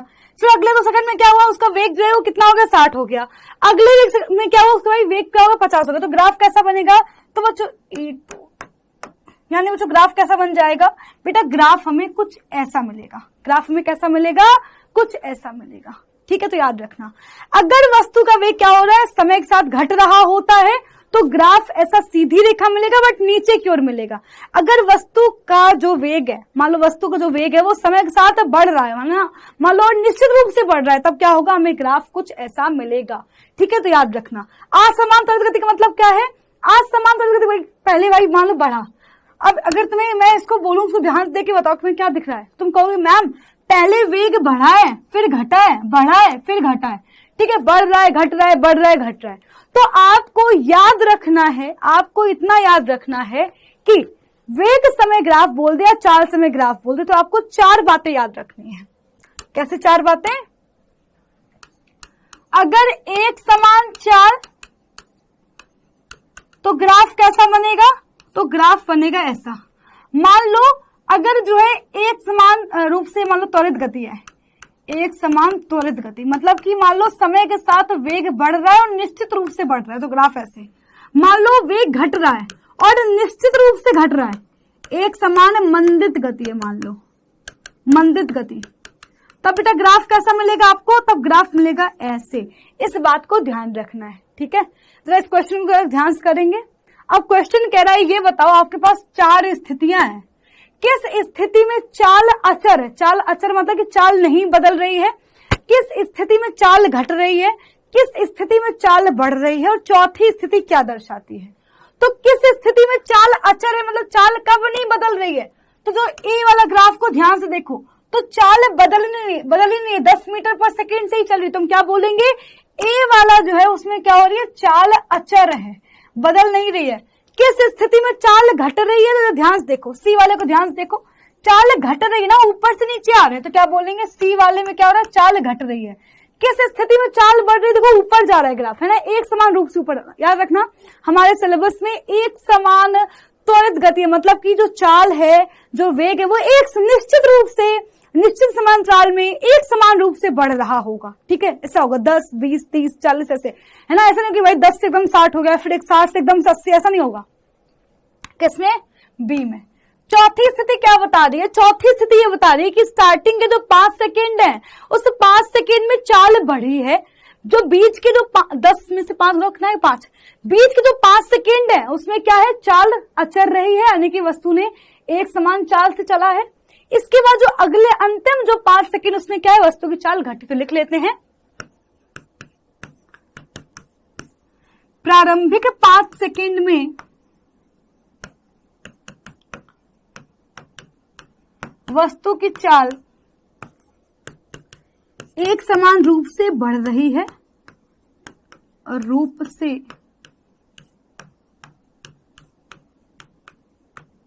बढ़ती है।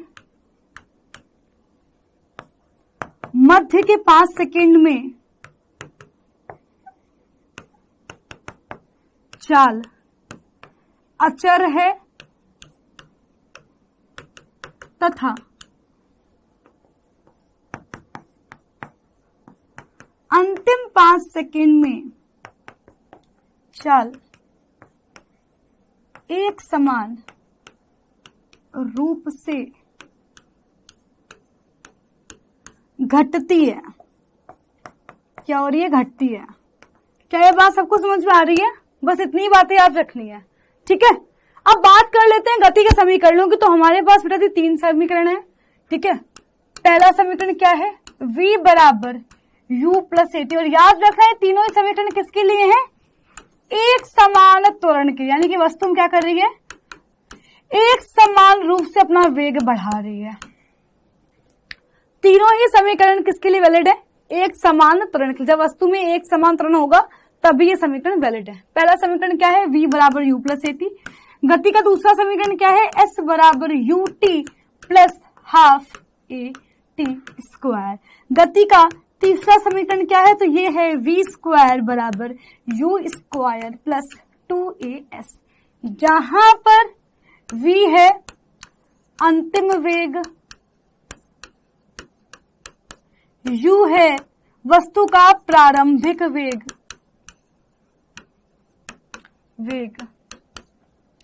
a है वस्तु में त्वरण, t है समय, और s है दूरी या विस्थापन बोल दो। ठीक है, तो इन्हीं समीकरणों का इस्तेमाल करके हम लोग क्या करते हैं, इन्हीं समीकरणों का इस्तेमाल करके हम लोग क्वेश्चंस को हल करते हैं।